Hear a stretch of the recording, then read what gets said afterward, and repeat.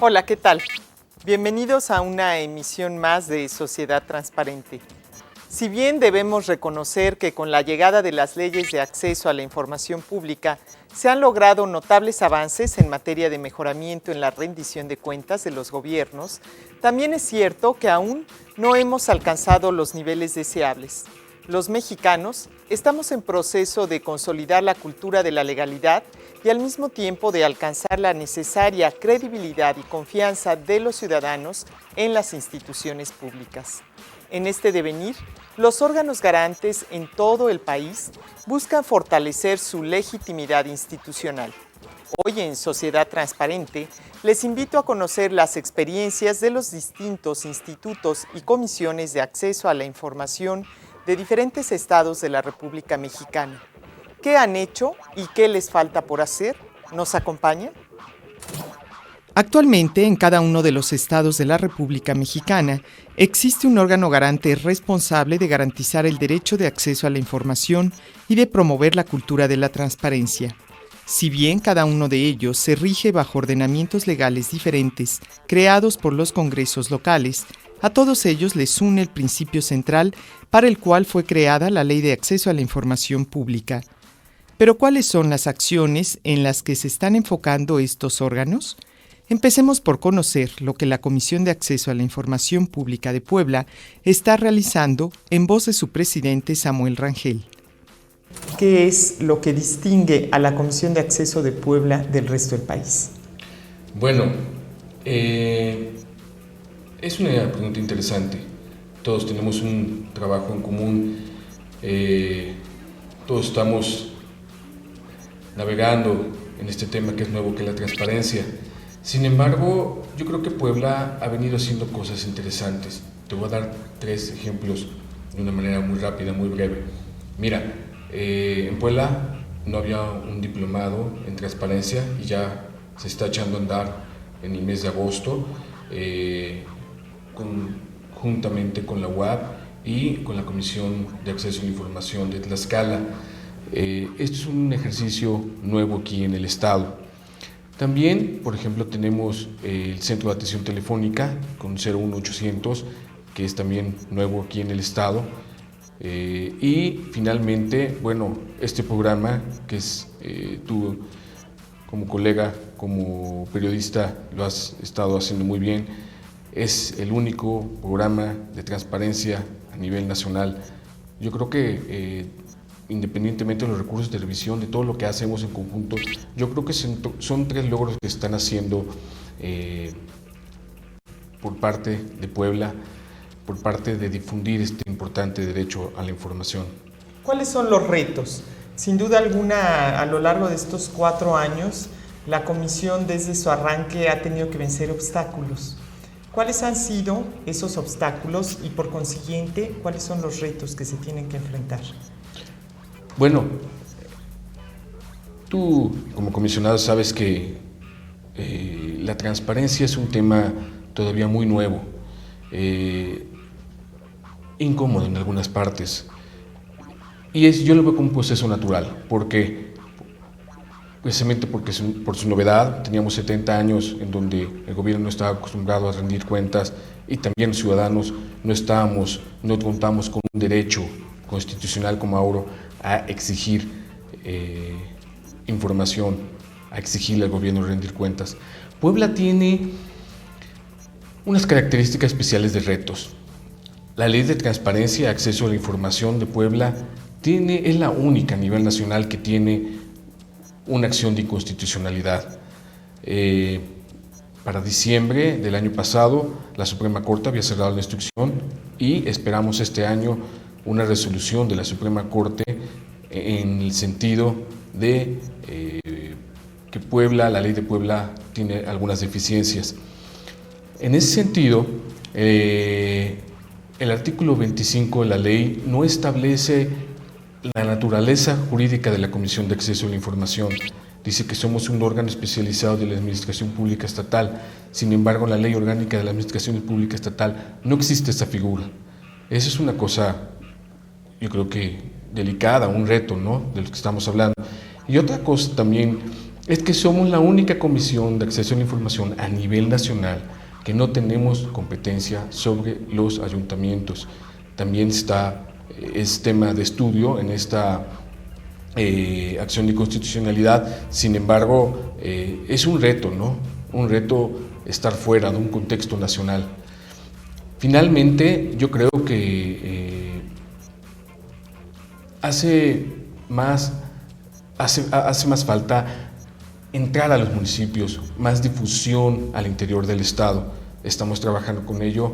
Desgraciadamente somos también otro reto vinculado. Somos la comisión, la quinta peor presupuestada a nivel nacional.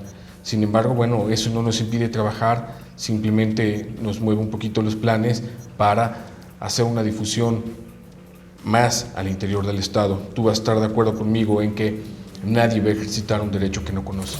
El vecino estado de Tlaxcala también ha venido desarrollando diversas tareas para promover la cultura de la legalidad y la rendición de cuentas, y tiene en puerta una serie de proyectos para consolidar su objetivo, según lo da a conocer Almenée Zamora Gracia, presidenta de dicha comisión. ¿Qué viene ahora? ¿Qué proyectos están en puerta para la Comisión de Tlaxcala? Somos vecinos, nos escuchan allá, sí, los vemos acá. Compartimos también proyectos como de este programa de televisión, justamente Sociedad Transparente. En los siguientes meses, ¿sobre qué va a trabajar la comisión? ¿Cuáles son sus metas? En este momento, bueno, es continuar la socialización de las obligaciones que los artículos 15, 16 y 17 señalan las entidades públicas obligadas en Tlaxcala, por un lado. Y por el otro, en esta integración, por lo menos primaria, muy elemental, del Registro Estatal de Datos Personales, ¿sí? La ley nos lo señala, lo debemos de cumplir. Nos gustaría muchísimo el poder platicar con ustedes de este tipo de cosas más en lo específico. Ojalá que el Congreso de su Estado les diera a ustedes las mismas atribuciones que tenemos nosotros. Como Comisión de Acceso a la Información Pública y Protección de Datos Personales en Tlaxcala, nosotros tenemos que ver con todos los entes obligados, o sea, son los tres poderes, el Ejecutivo, el Legislativo, el Judicial, los organismos autónomos, que están incluidas las universidades, los institutos, el Instituto Electoral del Estado, la Comisión Estatal de los Derechos Humanos y hasta los partidos políticos. Con los partidos políticos ha sido no tan complicado, pero sí es un poquito difícil avanzar, pero finalmente en este momento en nuestra propia página tenemos albergados a 2 partidos políticos, estamos trabajando con otros 3 para albergarlos. Lo que nosotros queremos es que esa garantía constitucional de estar informado en aspectos básicos que nos señala la propia ley con la que contamos en Tlaxcala, la gente la pueda conocer en primera instancia, ¿no? Deja mucho de haber dudas en el ánimo público, deja mucho de haber conflictos. Si la gente está informada de qué está haciendo con sus recursos el gobierno en todos los niveles, en este caso en el municipal, en el estatal, y bueno, hay muchos enlaces en Tlaxcala con el gobierno federal, pero finalmente creo que vamos caminando. Nuestro reto en este momento es que la comisión se siga posicionando en el ánimo de la sociedad, pero para que nos usen, para tener conocimiento de lo que están haciendo las autoridades con los recursos públicos.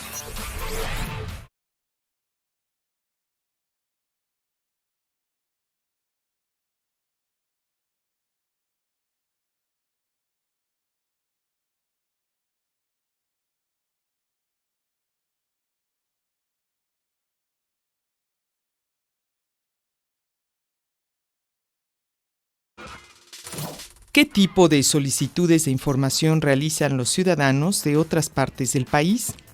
¿Qué ocurre en estados como Campeche? Habla el comisionado Gonzalo Bojorquez. ¿En qué forma ha observado usted y nos puede dar un diagnóstico de los cambios que ha vivido la sociedad de su estado a partir de que entre en vigor la ley de acceso? Pues la verdad es un derecho que tienen todos los ciudadanos de obtener información de los entes públicos, de los sujetos obligados.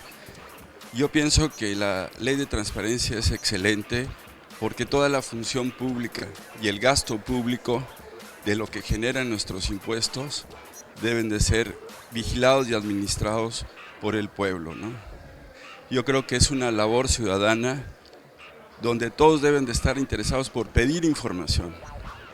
Yo creo que nosotros como sujetos obligados tenemos el derecho de rendirle cuentas al pueblo, ¿no? Yo creo también que la corrupción es como un cáncer, que es importantísimo salir de ella porque la economía del país está en los suelos, ¿no? Entonces la rendición de cuentas es algo tan importante para la economía de un país, ¿no?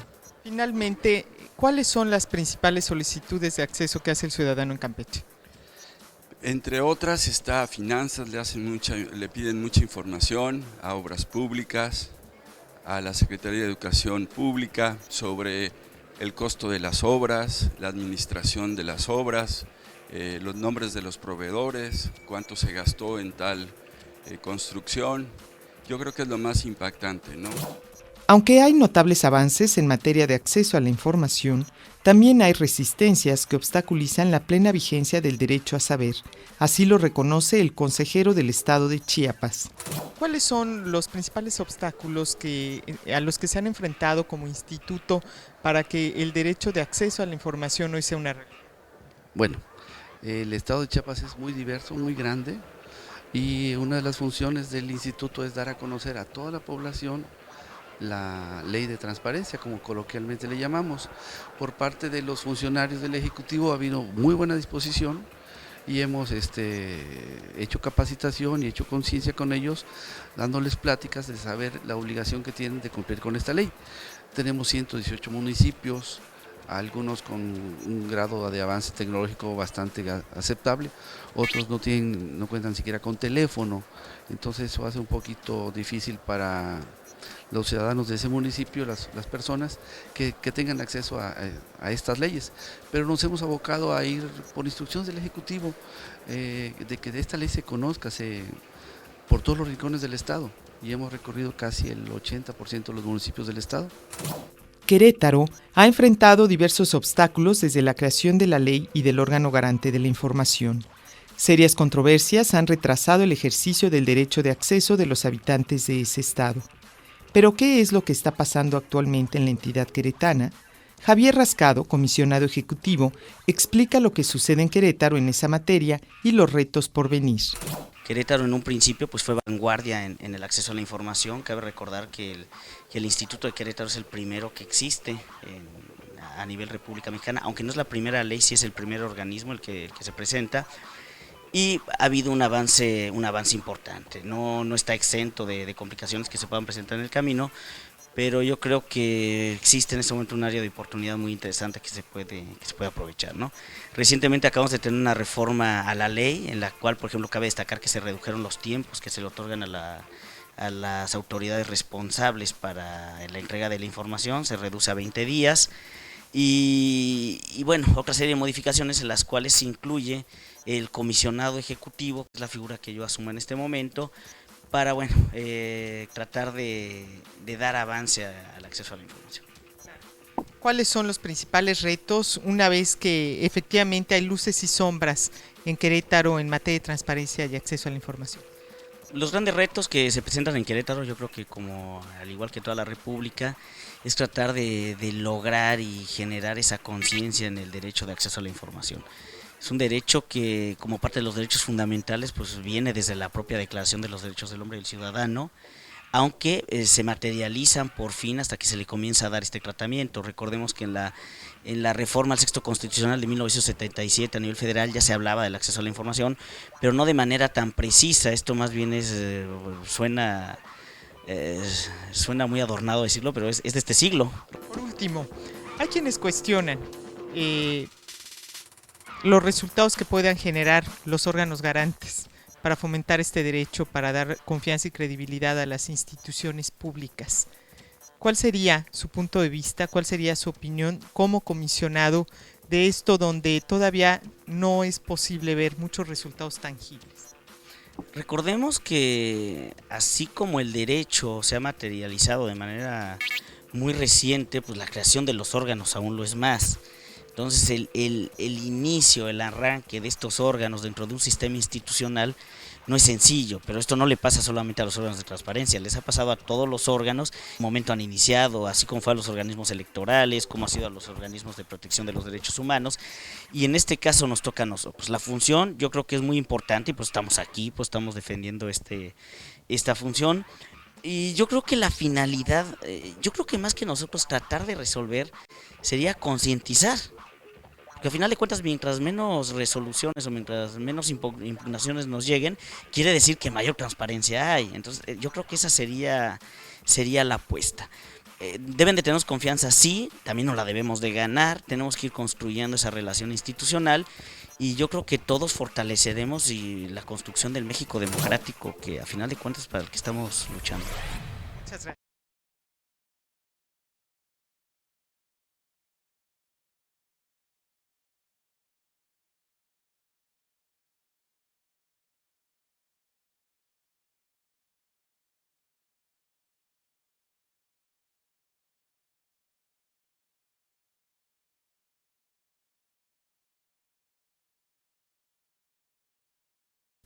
Colima es otra entidad en donde también ha ido creciendo el interés por hacer uso del derecho a la información pública.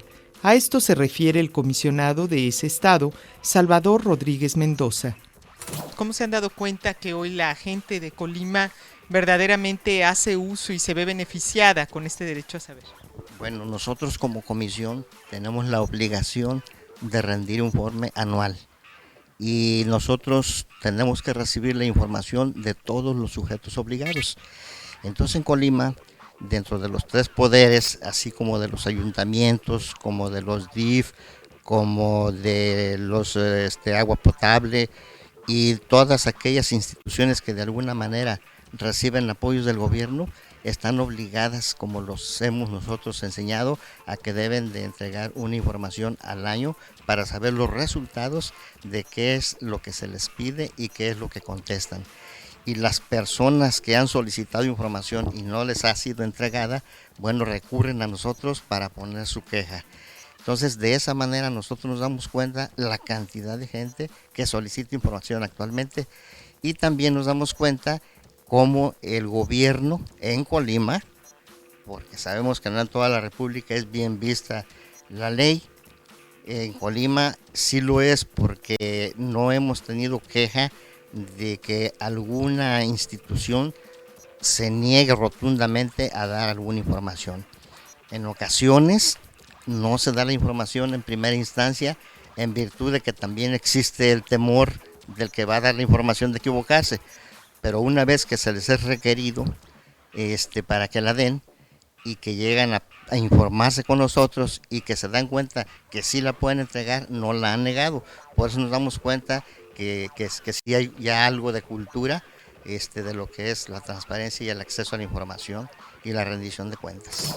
En toda la República Mexicana hay un común denominador en el tipo de solicitudes de acceso a la información, y es que casi en todo el país el tema de las finanzas, los sueldos y las obras públicas representan el mayor interés de los individuos para preguntarle al gobierno.